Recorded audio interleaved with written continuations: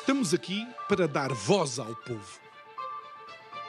Em defesa dos cidadãos. Pela dignidade humana. Todos temos deveres, mas também todos temos direitos. Será que existe justiça? Isto é o povo a falar.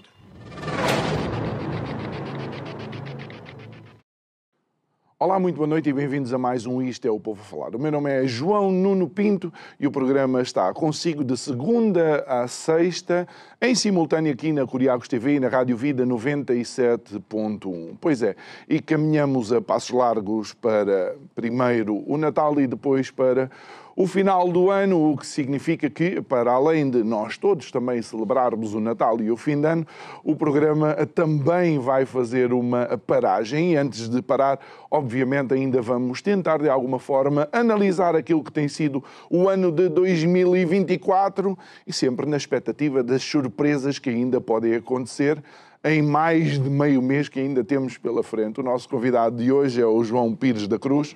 Muito boa noite, João. Obrigado por estares aqui connosco uma vez mais. Vamos analisar e tem que ser honesto com os espectadores e a audiência. Alguns dos temas, na realidade, tu mencionas, mas no teu íntimo não achas que sejam assim tão importantes e relevantes, começando já pelas legislativas de março deste ano. Olá, boa noite às pessoas que nos estão a ouvir. Não acho. Mas, assim, houve umas eleições. Para já devo dizer que eu tenho amigos no governo, inclusive eu tenho familiares no governo, e portanto, se eu disser muito mal do governo, as prendas este ano vão ser mais fracas. Vai ser uma tensão adicional no jantar de Natal. Não que eles não são assim tão próximos, familiares tão próximos, mas obviamente terei uma mensagem hoje ao fim do dia. Mas não. Isto para dizer, eu não acho tão importante, porque não acho que a mudança das pessoas que lá estão, embora com todo o respeito tenho por elas e até pelas anteriores, e se calhar por um dos temas também vamos falar, temas nacionais, a verdade é que as eleições servem para mudar os políticos, mas não o governo. É sempre o que eu penso. E o governo continua a ser o mesmo. Mudaram os políticos, vão mudar alguns detalhes, não é? Até este ano, até com a particularidade do PS decide e o PSD faz. É sempre uma variante da nossa democracia que é interessante. Mas, pronto, tivemos umas eleições, 7 milhões de pessoas se deslocaram a um domingo para meterem uma cruz num papel. E foi um número recorde, não é? Sim, ainda assim é surpreendente. Portanto, e terá a ver também com o segundo tema nacional. Sim. Foi um evento e vamos ver o que é que isto resulta no fim, porque não me parece que vai resultar nada de verdadeiramente especial. Tu achas que o paradoxo que estamos a viver na política é tão grande quanto esse que tu estava a dizer, que o PS decide, o PSD faz, mas o PS decide aquilo que podia ter decidido durante os 8 anos ou 6 anos que foi governo e nunca decidiu, e agora... Nem por isso, porque aquilo que está em causa são realmente minudências, não é? Tipo, vamos subir as pensões 1%, ou vamos baixar o imposto jovem... Ou tirar a escute... disto, ou sempre umas minudências qualquer que garantam que no fim o Estado vai gastar aquilo que puder e que nós vamos pagar aquilo que não queremos. Portanto, é um bocado a história de Portugal dos últimos 50 ou se calhar mais. Com o aparecimento de uma bancada parlamentar do Chega com 50 deputados, tu estavas na expectativa de que pudesse existir... Não, porque o regime absorve isso tudo, não é? Portanto, ninguém, embora antes de lá entrarem todos são os revolucionários ferrenhos antissistema, quando chegam lá são completamente absorvidos pela máquina e, portanto, ainda podem mandar uns impropérios lá no meio das bancadas, ainda se podem insultar uns aos outros, ainda podem chamar nomes, mas de facto no fim vai dar tudo ao mesmo. Não tenho. E mais uma vez também aí carradas de pessoas de qual eu tenho um enorme respeito, até respeito intelectual, mas a verdade é que no global, vamos dizer, é uma emergência do sistema, como dizem os físicos. Uma das emergências do sistema é que aquilo juntam 230 pessoas inteligentes e no fim sai um sólido completamente estúpido. Mas isto é Olha, e achas que de alguma forma uma das novidades que estamos a assistir, pelo menos que eu me recordo, é PS e Chega a degladiarem-se para quem é que é na realidade a oposição. E vou dar o caso do Algarve, onde eu vou sistematicamente durante a semana e que encontras os cartazes do PS a dizer que você vai deixar de pagar a escute por causa do PS, só para na rotunda a seguir o Chega estar a afirmar a mesma coisa. Por causa do Chega, você vai deixar de pagar escudos. Mas isso acho que faz parte do jogo, não é? Todos eles querem tirar méritos das coisas que alguém meteu lá para fazer e, portanto, a questão que se calhar se devia perguntar é quem é que fez a rotunda, não é? e não quem está a dizer que fez a rotunda. E, portanto... Muito bem. Olha, eu sei que este é um tema que te custa bastante, então vamos para outro tema que te custa ainda mais, porque houve um relatório recente da OCDE sobre o estado da educação em Portugal e que caiu como uma bomba atómica, mas eu não me parece que em termos da comunicação social... Uma bomba muito silenciosa, não é? Na realidade não é sobre o estado não é sobre o estado do sistema educativo, isso normalmente dá notícias, é sobre o estado da educação, ou seja, o que eles foram ver é os resultados dessa educação, como é que eles se projetam passados uns anos, portanto, nos adultos, portanto, qual é o nível de literacia, numeracia e capacidade de resolver problemas dos adultos, e foi isso que foi colocado, que a OCDE fez um relatório, neste momento, ao contrário dos outros, do sistema educativo, que já tem algumas décadas, este penso que é a segunda vez que é feito e a primeira que é feita em alguns países, incluindo Portugal, Suíça, se bem me lembro. E, portanto, os países ainda não aprenderam como aldrabar o inquérito, penso eu. O outro, os portugueses são conhecidos por terem um salto maravilhoso em termos educativos lá pela altura dos governos do engenheiro Sócrates, e que foi um salto quântico, uma coisa absolutamente estrondosa, como é que um país como Portugal conseguiu aquele feito em 3 anos. Todos sabemos o que isso significa. Era passar tudo e mais alguma coisa. Não, por acaso, o inquérito, depois, o bom destes inquéritos da OCDE é que eles normalmente têm umas perguntas adicionais e é nessas perguntas adicionais que se consegue depois perceber onde é que está os resultados. O que é que te preocupou com o relatório? Para além do esperado 30º lugar em 31 países que Portugal ocupou, portanto só o Chile é que fez pior do que Portugal, o interessante é... Portanto, o inquérito é sobre os adultos, ou seja, é um bocado independente da forma como... um bocado independente de quem esteve no governo, quem foi o ministro... E, normalmente... Portugal, quais foram as políticas? É um bocado ortogonal, não é? Se o orçamento foi grande ou pequeno, uma coisa que por acaso depois fui ver, curiosamente, os governos de António Costa têm o menor orçamento para a educação que dos últimos 20 anos. Independentemente de quem é o ministro, e normalmente digamos que o Ministro da Educação é tipicamente é como as equipas da seleção, não é? As equipas da seleção portuguesa, a equipa pode ser uma grande porcaria, mas normalmente o central é bom e, portanto, o governo é um pouco assim, não é? Portanto, aquilo até pode ser um governo horrível, mas normalmente o Ministro da Educação até é um tipo que vão buscar, ou um tipo ou uma senhora, que vão buscar, que até tem nome na praça, tipo, pode ser a Isabel Alçada ou o Fernando Alexandre, que é o atual, são pessoas com nome feito na vida, portanto não eram pessoas que precisassem daquilo. Não um desconhecido qualquer. E, portanto, ao ver a educação dos adultos é como se fizéssemos um integral sobre aquilo tudo, ou seja, nós estamos a somar os efeitos daquilo tudo e a partir é um bocado independente disso, é um bocado independente de qual era a política, de quanto é que foi o orçamento, disto tudo e no fim, tragédia, não é? Portanto, e percebe-se que não tem a ver exatamente com o orçamento, porque, mais uma vez, a Finlândia bate toda a gente,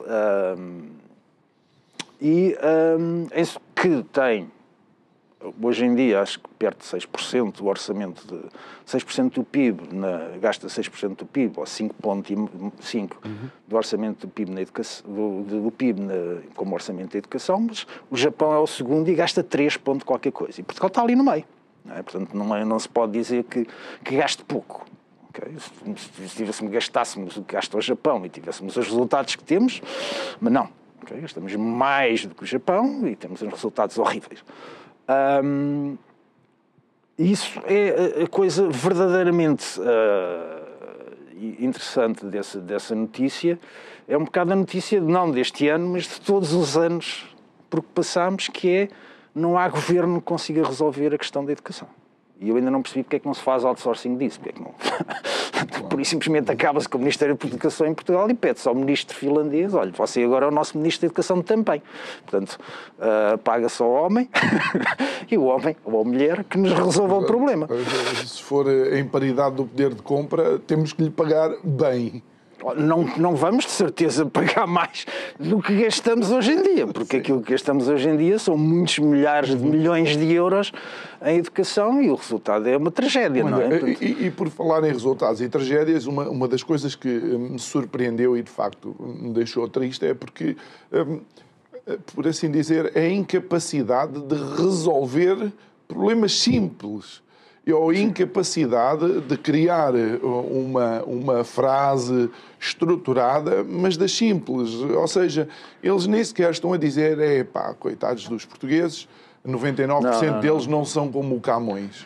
E mas mesmo nesse exatamente, portanto, não é uma coisa, ninguém está ali a pedir, olha, resolva uma fusão nuclear fria, não, é uma coisa, são perguntas relativamente simples, mas existe... Normalmente estes inquéritos têm sempre umas perguntas adicionais que servem como algodão para ver se os dados não enganam e também saber quais as consequências destes resultados. Ou seja, estamos a fazer estas perguntas, mas quais são as consequências que temos? Se calhar... Imagina que a Finlândia tinha isto tudo, mas era um país pobre e um país qualquer, ou o Chile era um país rico e não tinha estas coisas, então se calhar a educação não serviu para nada, não é?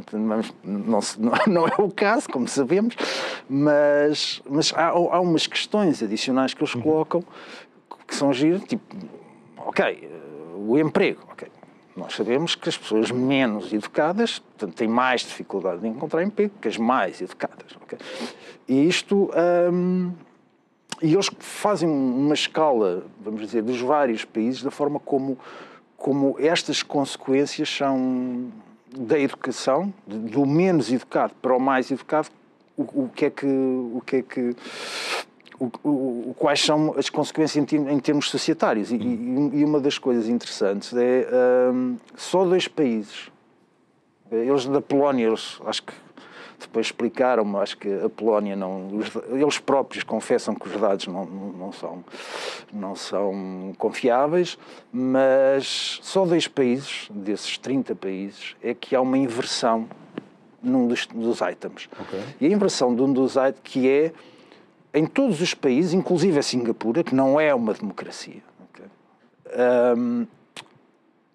o mais educado acha que o cidadão tem mais influência no percurso, na forma como a sociedade progride, vamos dizer, tem mais influência política na sociedade do que o menos educado. Okay? O menos educado acha que tem menos influência, o mais educado acha que tem mais. Portugal e a Hungria é o inverso. O mais educado acha que tem menos influência no percurso da democracia do que o menos educado. Isso diz-nos muito da nossa democracia e da húngara também, que agora não estamos sozinhos. E este é o detalhe. Mas qual é a leitura que tu fazes disso ainda antes de mudarmos de... Eu acho que está tudo relacionado. Ou seja, o facto de nós nem sequer conseguirmos, enquanto cidadãos, enquanto corpo democrático, vamos chamar assim, influenciar de como se passa a educação em Portugal. E a educação é das poucas coisas que só depende dos portugueses.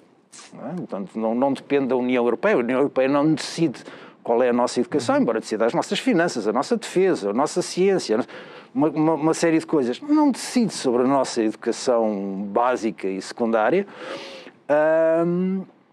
Aquilo que só depende de nós, os mais educados acham que nós não temos qualquer influência sobre isso. Isso diz tudo sobre a nossa democracia. Encontra olha, achas que de alguma forma esses dramas e esse estado da nossa educação reflete-se num episódio recente em que todo o foco, sportinguistas e não sportinguistas, estava, por exemplo, na transferência do Ruben Amorim para o United. Mas isso não seria telejornais. Isso não seria problema. Normalmente eu digo isto, as pessoas dizem, mas passas tanto tempo a fazer, não interessa. E eu digo, tudo bem, mas eu já fiz o que tinha a fazer. Certo? Não tem problema nenhum se eu já tivesse feito aquilo que tinha a fazer, não é? Mas não, se aquilo é a minha prioridade, então isso é um problema. Eu não vejo um problema que as pessoas se interessem pelo que é que se passa pelo Ruben Amorim e para o Manchester United ou não. Mas se já tivessem feito o trabalho delas. Agora, se não fizeram o trabalho delas e estão preocupadas com o Ruben Amorim, isso é que é preocupante.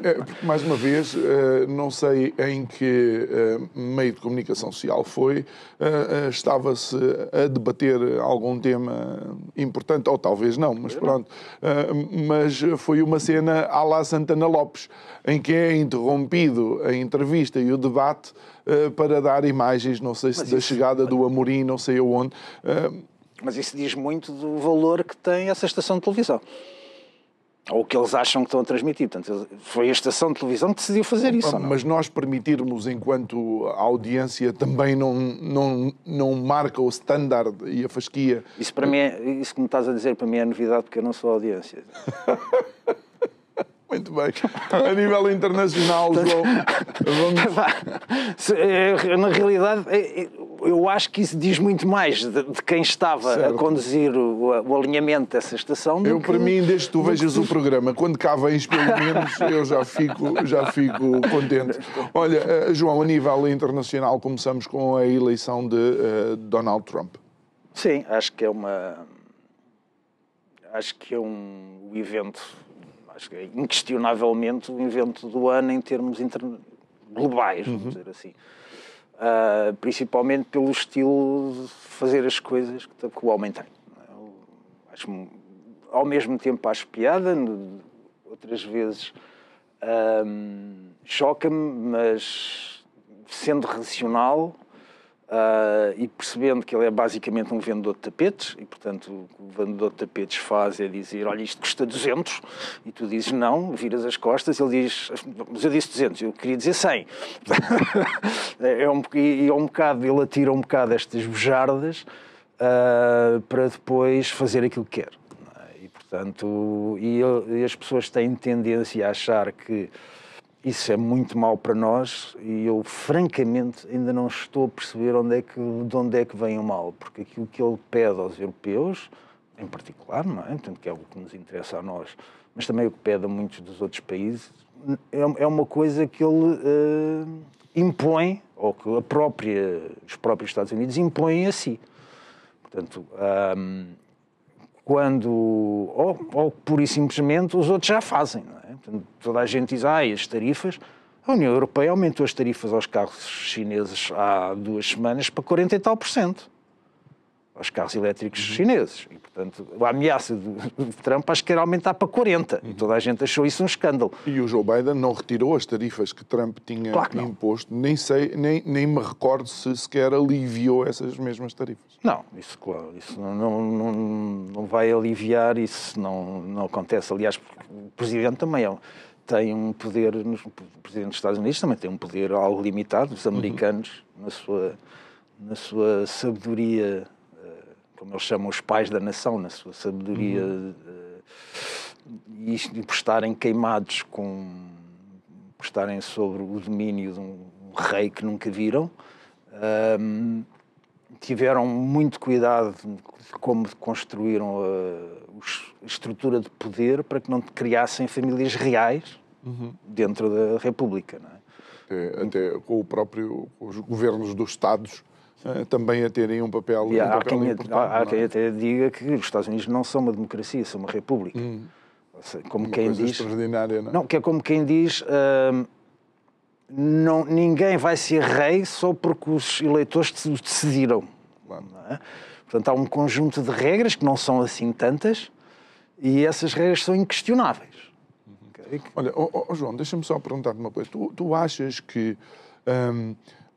com tudo aquilo que nós vimos fora dos Estados Unidos, a forma como a comunicação social tentava alavancar Kamala Harris, achas que de alguma forma os americanos deram uma demonstração do que é realmente a democracia, no sentido em que não se deixaram influenciar ou instrumentalizar e escolheram a escolha?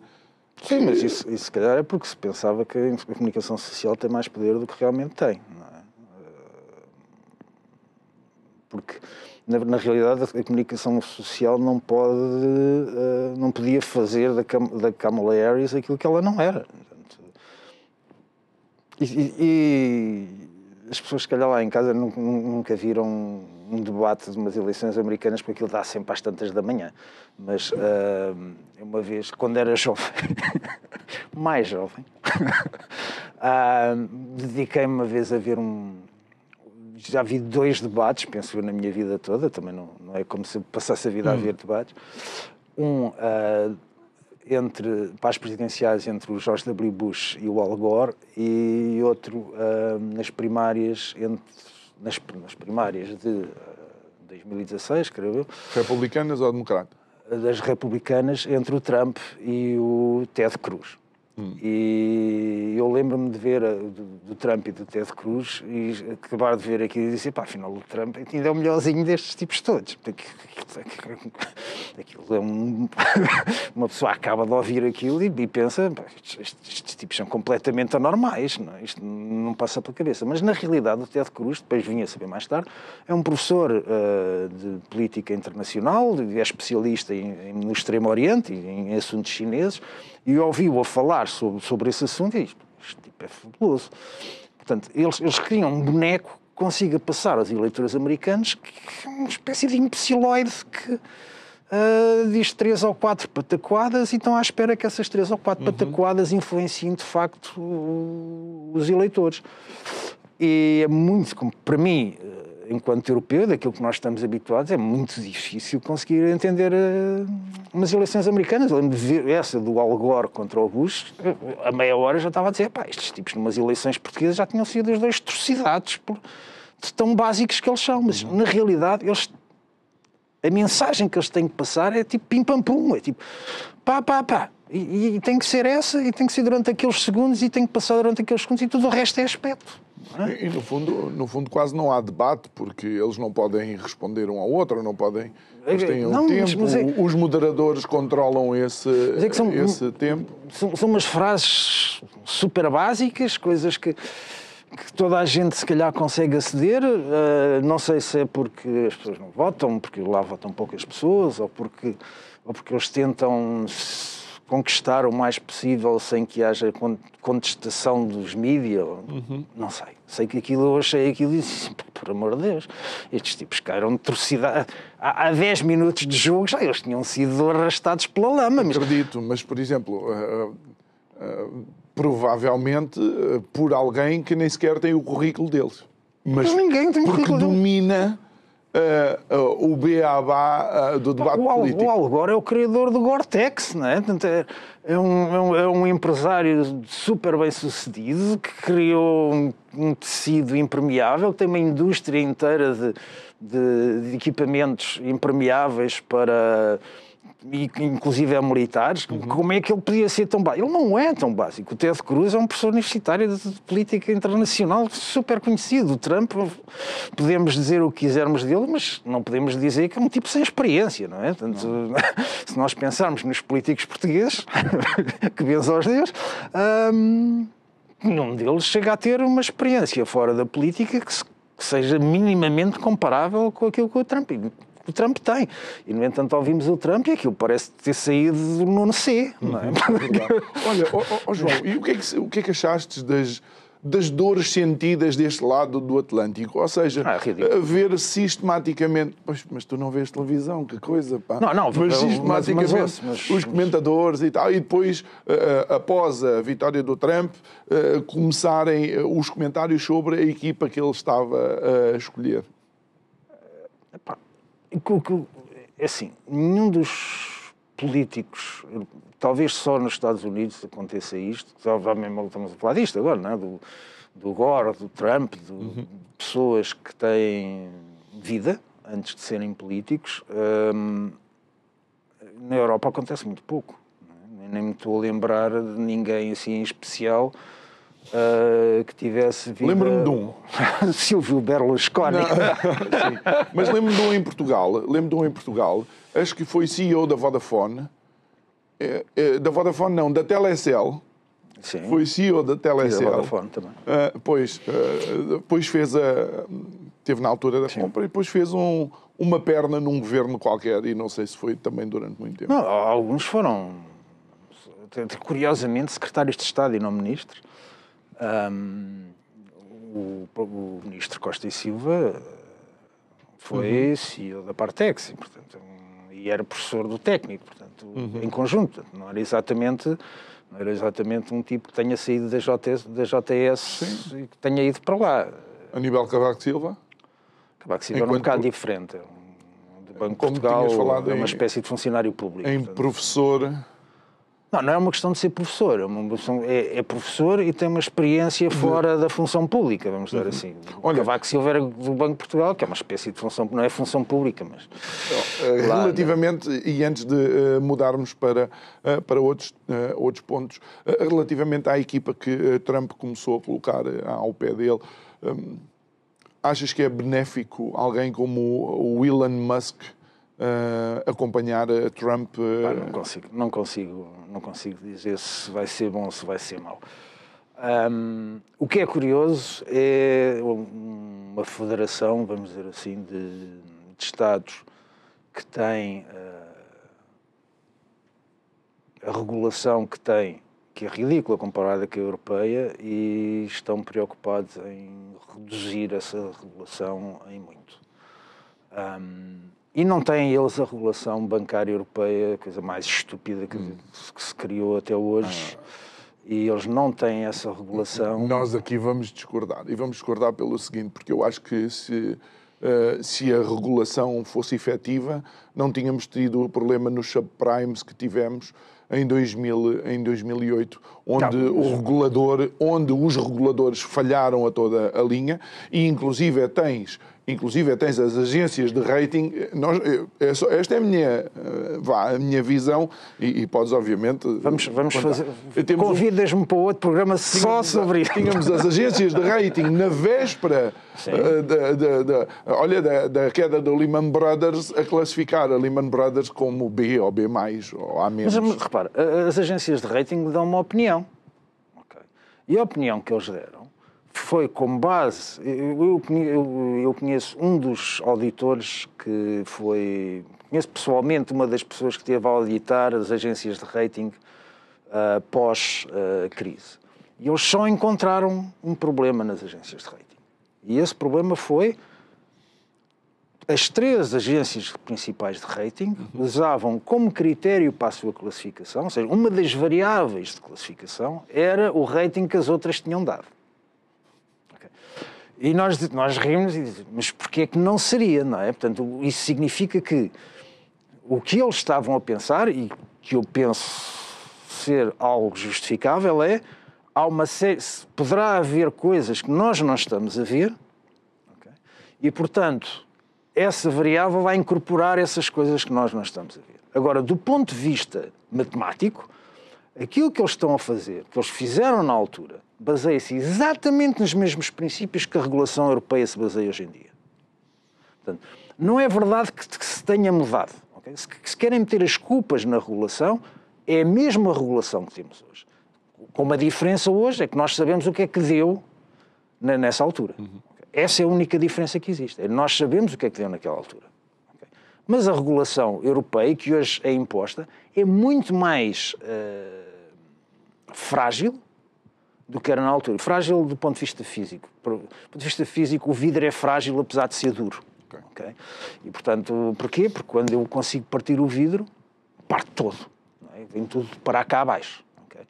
E uma coisa que não seja frágil é uma coisa tipo borracha. Mando-lhe uma cacetada, ela realmente danifica ali um bocadinho, mas ele mantém-se, mas o sistema todo mantém-se. E a regulação bancária europeia é super frágil, porque obriga todos os bancos a cumprirem com os mesmos critérios. Isso é o maior risco que se pode assumir, é fazer todos acreditarem na mesma coisa. E o problema do subprime, apesar de não ter sido imposto isso, foi que toda a gente acreditava na mesma coisa. Porquê? Porque havia umas fórmulas matemáticas super giras que nunca ninguém conseguiu, e que já discutimos antes de entrar aqui, que nunca ninguém conseguiu dizer isto está errado. Okay? E isso é sempre um problema. Agora, essas fórmulas matemáticas são exatamente as mesmas que estão colocadas sobre a regulação bancária, que não é só europeia, é em todos os países, excluindo os Estados Unidos. E essa regulação, o que impõe, é exatamente as mesmas formas. Não me venham dizer que foi por falta de regulação, foi porque toda a gente acreditava nas mesmas coisas, que é exatamente o que a regulação impõe. É que toda a gente acredite nas mesmas coisas. E se o negócio é de assumir riscos, quanto mais diversificado for o... É interessante essa opinião, mas eu acho que acaba por contrariar a ideia, então, de que as agências de rating faziam bem em utilizar os números que os outros deram, porque aí estavam, digamos, de alguma forma, a incorporar aquilo que os outros viram. Por isso eu te disse que só encontraram uma coisa criticável. Muito bem. Olha, vamos, e porque há pouco falei de um CEO, vamos falar de Carlos Tavares, que deixou de ser CEO da Stellantis, e tu achas que este é um dos acontecimentos de 2024? Eu acho que é um dos acontecimentos de 2024 e até faz uma boa ligação com o tema que puxaste, da crise bancária, porque nem é o facto de ser Carlos Tavares o demitido, de ser o português e da empresa que é o que isso significa em termos de mercado e o que isso significa em termos de economia europeia. O Carlos Tavares é talvez o mais bem-sucedido dos executivos da indústria automóvel dos últimos anos. Okay? E é à conta disso que se forma um grupo na indústria automóvel tão grande como a Stellantis. Não é? Que para as pessoas que não sabem, para a Fiat, a Peugeot, a Citroën, 2 ou 3 marcas americanas que eu já não me lembro, a Jeep, a Chrysler, portanto, é um conglomerado de empresas da indústria automóvel verdadeiramente admirável. E todo ele construído, eu penso que quando começou foi na Peugeot Citroën, porque ele tinha sido despedido da Renault na altura por conflitos com o CEO da altura da Renault, que entretanto está exilado no Líbano, algures. Foi o que Carlos Ghosn. Foi o que foi para o Japão depois e teve que fugir. Não Não é? Esse era o seu... Dentro de uma caixa ou dentro de uma mala de um avião privado, exatamente, qualquer coisa assim. Portanto, houve uns conflitos na altura entre o presidente do grupo Renault-Nissan, não é?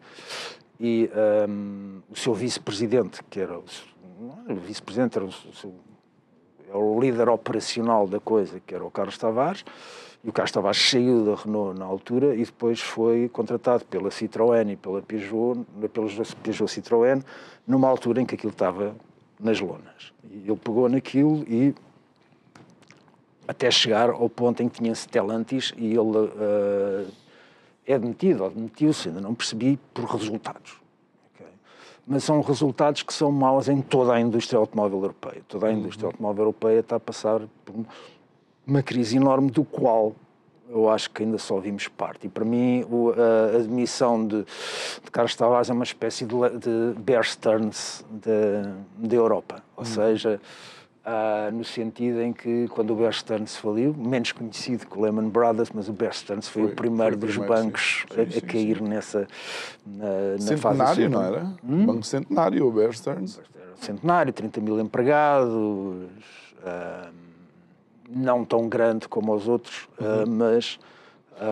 clientes institucionais sim, e acabou uma por ser, credibilidade junto do mercado. Acabou por ser absorvido, comprado por $1 pelo JP Morgan.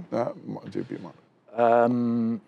Porque durante um fim de semana, para salvar os... Não era para salvar os clientes, era para salvar um pouco os clientes institucionais, vamos dizer assim.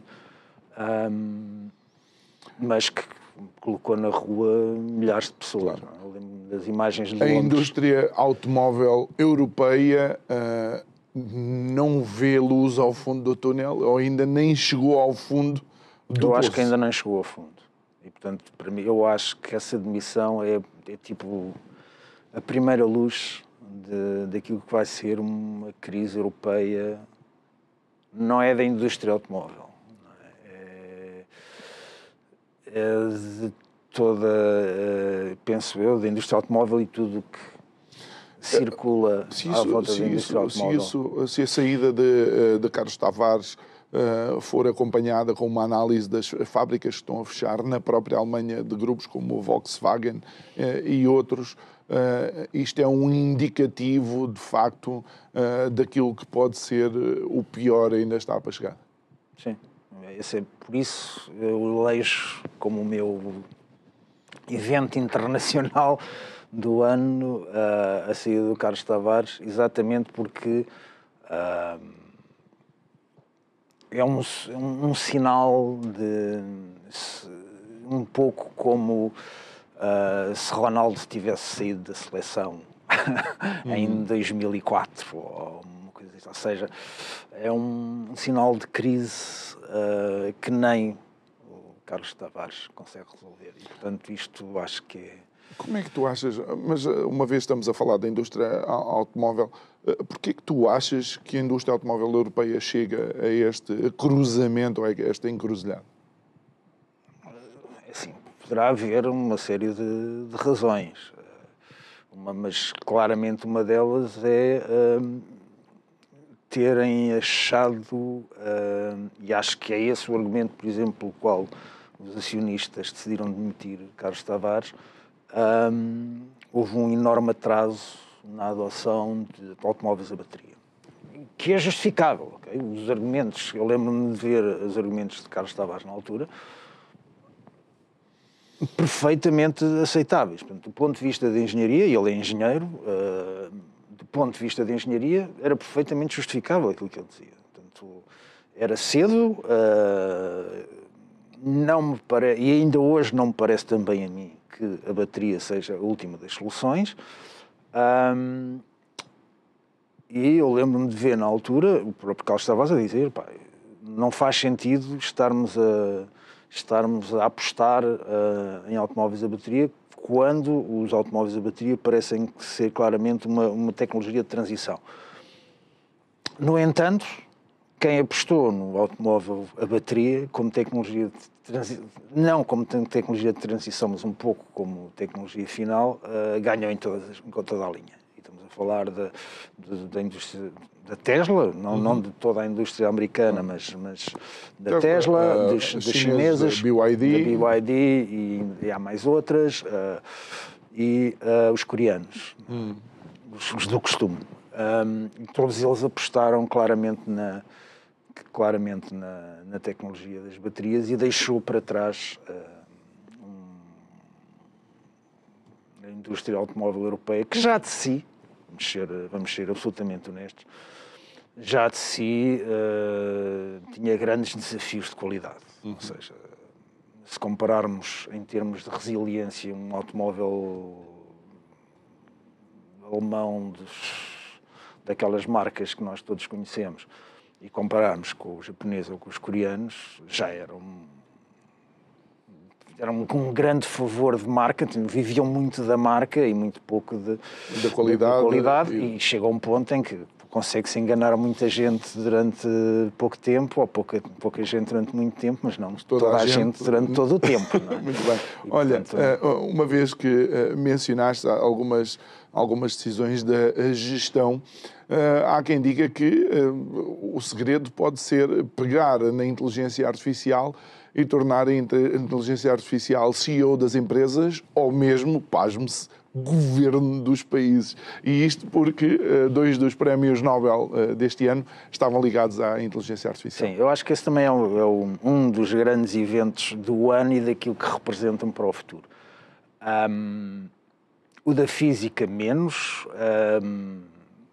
O da física é mesmo ao nível fundamental, ou seja, é como um modelo da física que se chama o modelo Ising, e não vou estar a chatear quem nos está a ver com a coisa, como um modelo Ising é transformado numa coisa que se chama...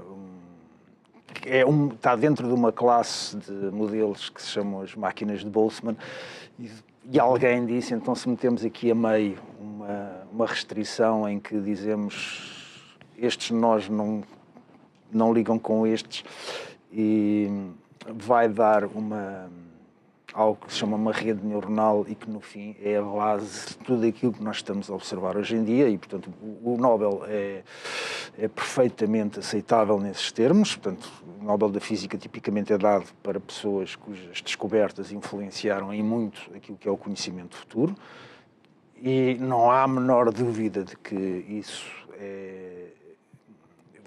é o caso. Portanto, verdadeiramente aquilo veio ter é uma peça fundamental na tecnologia que hoje estamos a observar, embora tenha sido feito há bastantes anos. E o da química, para mim, é o mais simbólico, porque é dado a uma aplicação propriamente dita. Ou seja, é pôr o computador a chegar à solução de um problema a qual o cérebro humano estava a ter grandes dificuldades a chegar, que é a maneira como as proteínas é como se fosse um enorme cordel, uma enorme mola, vamos chamar assim. Imaginem aquelas molas que os miúdos brincam, que têm assim, e quando nós largamos aquilo, e dá uma trabalheira enorme a desmontar aquilo tudo. As proteínas são um bocado assim, portanto, mas há uma forma pelo qual elas se entrelaçam todas, que se dobram. Okay. Que é o termo em inglês é um fold, tudo vem começa numa empresa inglesa chamada DeepMind, que curiosamente não tinha qualquer objetivo comercial. Portanto, a DeepMind foi criada para resolver um jogo que era o Go. O jogo chinês, que era considerado... Era impossível aí abater... Era impossível chegar ou bater o humano com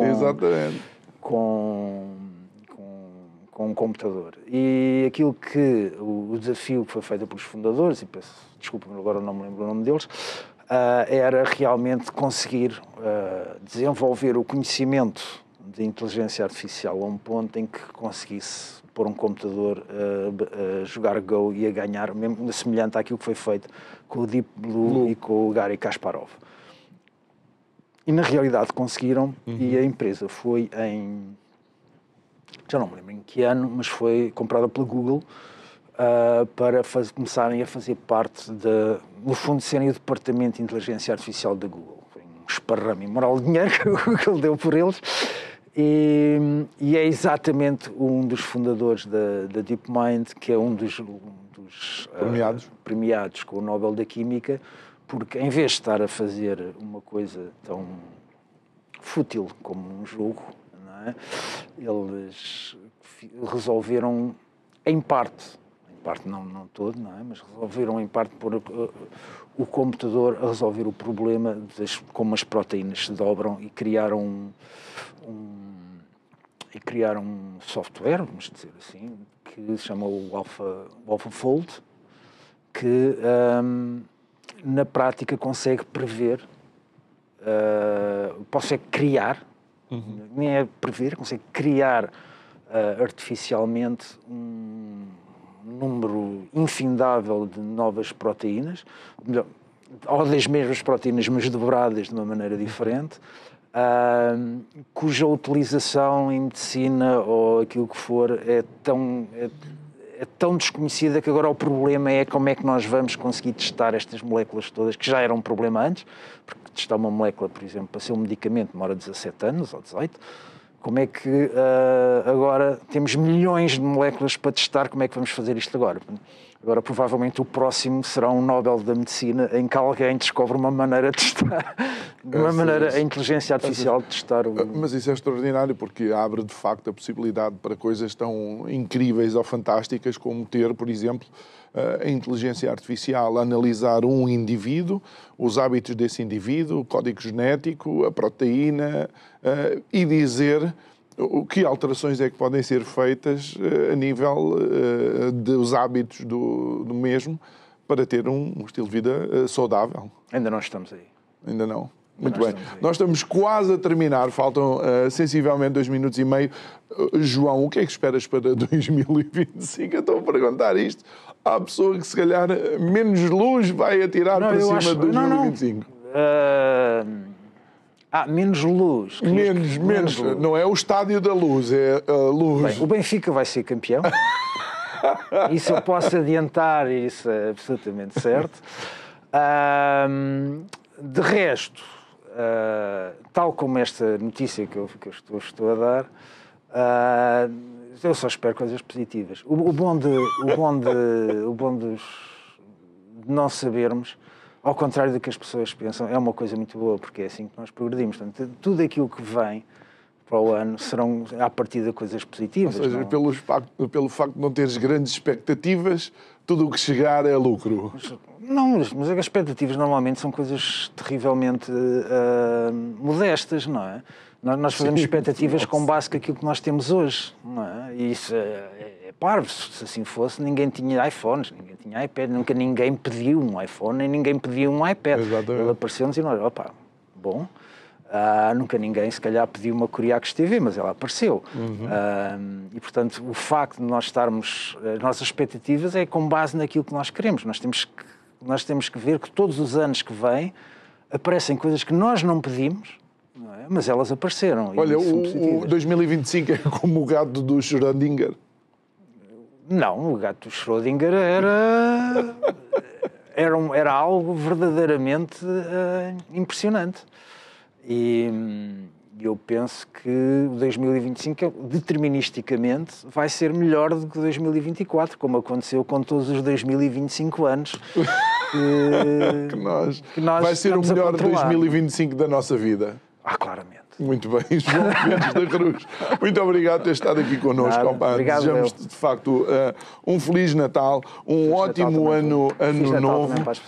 E nós voltamos a ver já em 2025, não é? O melhor 2025 da nossa vida. Obrigado, João.